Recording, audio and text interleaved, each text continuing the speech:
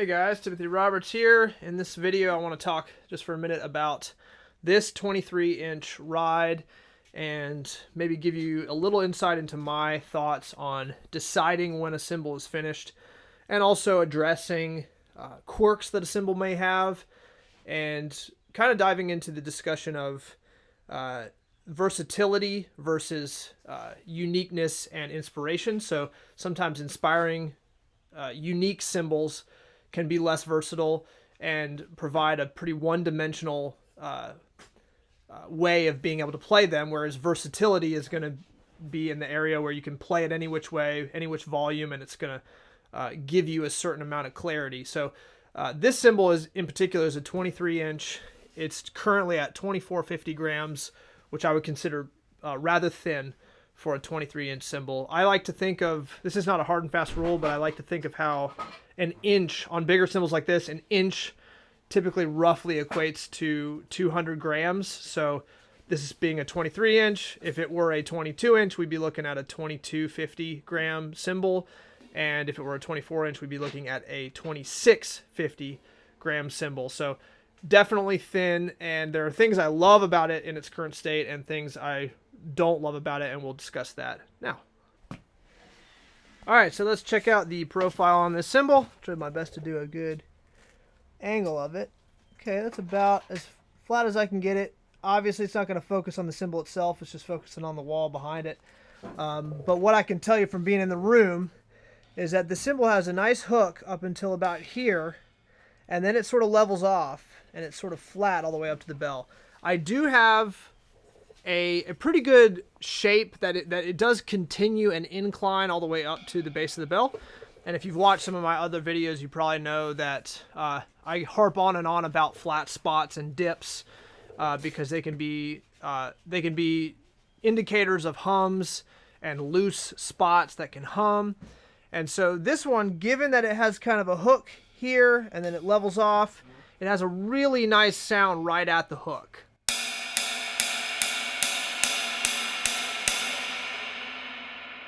Obviously, you can tell it's got a really nice wobble to it as well. When I finished this cymbal, took it off the lathe, I put it into my shop, put it on the drum set, hit it, and I had an instant, wow, I love this sound. It's so nice. And I was like, man, maybe this cymbal is done. And I played it for another 5 or so minutes, and I slowly started to realize, oh, okay, the cymbal has got some things that I might want to address. So given that here, it's got a fairly nice sound, strong stick. Everything else sits below it. If we come up into the body more,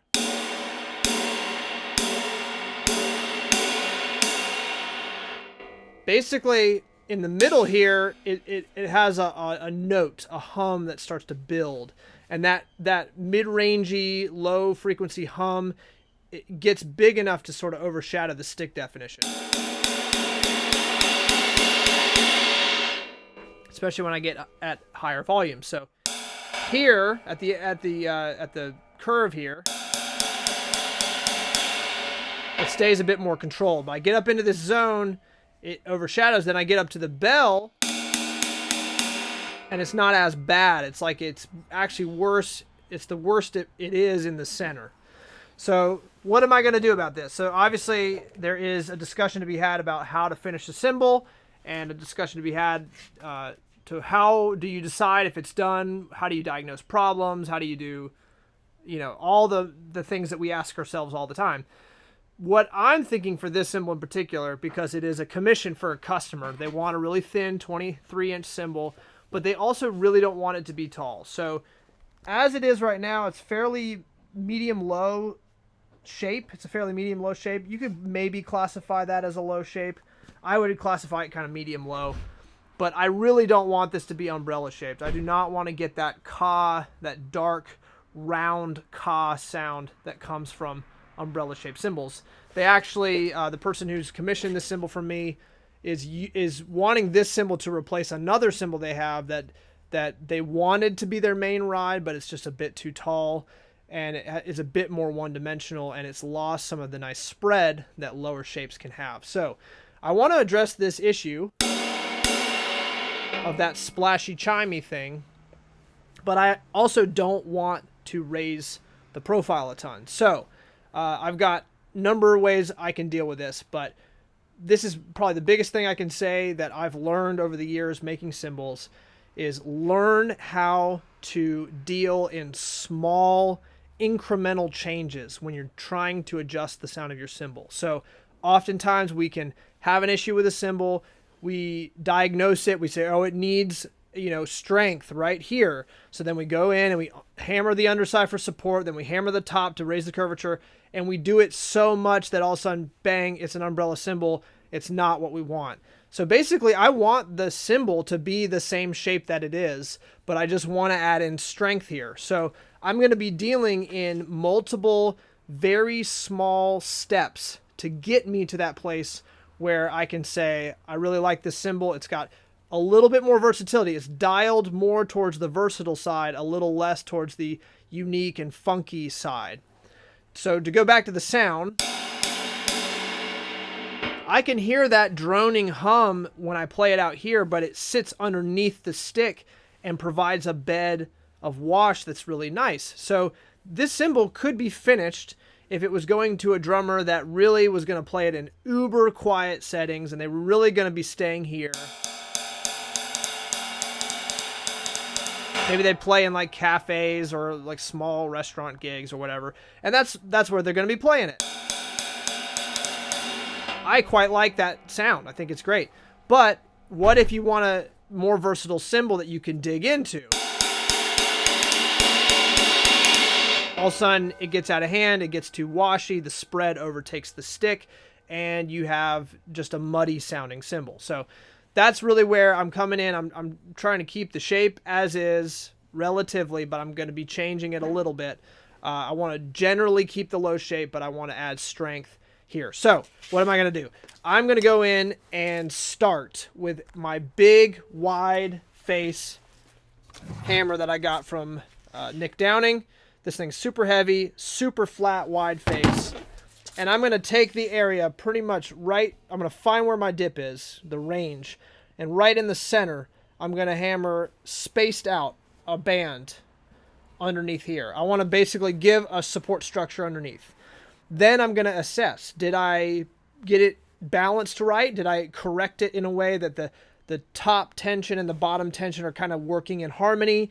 Or did that overcorrect it and sort of cause the cymbal to kind of slump in a weird way? If so, then I'm going to come in and take my small Nick Downing hammer, wide face, and I'm going to start top hammering to build strength in. I always think about these correction points or these balance points where you can hammer the top, hammer the bottom, and there is an equilibrium where a cymbal will sit in a really nice place. You can overdo the top hammering, you can overdo the bottom hammering, and you can sort of create an out of balance cymbal. Like Dave says, you can hammer the top so much in a certain way that you actually make the cymbal more loose. Sounds kind of weird because we like to oversimplify and say that top hammering tightens things up, bottom hammering loosens things up, but you really can take the top tension to an extent that you kind of overcorrect and you start working against yourself. So I'm thinking about balance.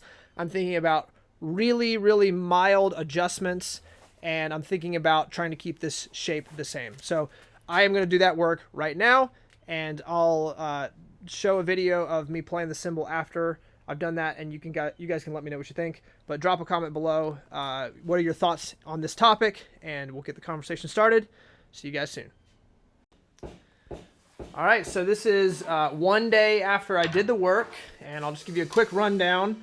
You can probably see faintly some hammer strikes in here. I ended up hammering it more than I told you, but also, so the density is more, but I also dialed back my force quite a bit. So I was really kind of tapping on the cymbal, doing very mild adjustments, very mild structural work from the underside. I did a bunch of burnishing or blunt lathing on top. I did some hammering on top, but I'll show you the profile of it. So if we come over to the side, we can see that we have relatively a similar profile.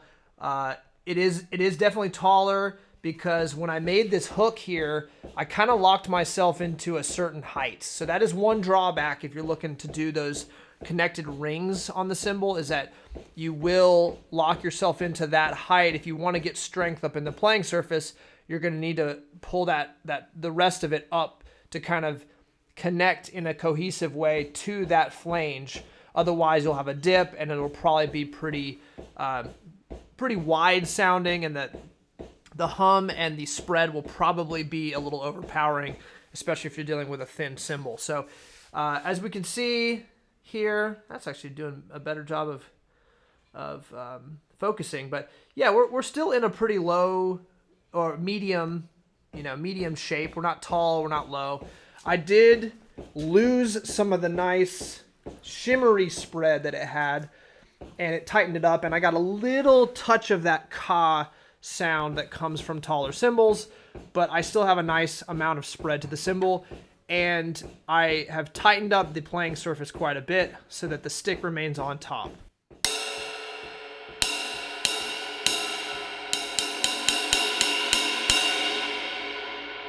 I still have a bit of the hum when I come up to the bell, but it still kind of sits and nestles underneath that stick, which I like. We can get so intense about getting rid of hums and not realizing that some of that is meant to be in every cymbal. Cymbals have tones, they have frequencies that live in them, tons of frequencies, and so instead of trying to think of you gotta dial out every frequency, you gotta have every part of the cymbal be perfectly tight, that can make the cymbal a little bit more boring. So if you allow for a little bit of tones, a little bit of hums, and just balance them, like I've been saying a bunch in this video, just balance the tones, help them sit below the prominent, most important elements, which are the stick definition if you're making a ride, or like the general crash sense if you're making a crash. You want to just think about like a mixing engineer or a mastering engineer and how they're taking and tweaking all the little elements in a song to make it translate well. So properly EQ'd, you can think of like EQing your cymbal in this way. But anyway, this is a little bit of an insight into my process with taking a cymbal like this. I'll play it a little bit. You guys let me know what you think, and we'll catch you guys next time.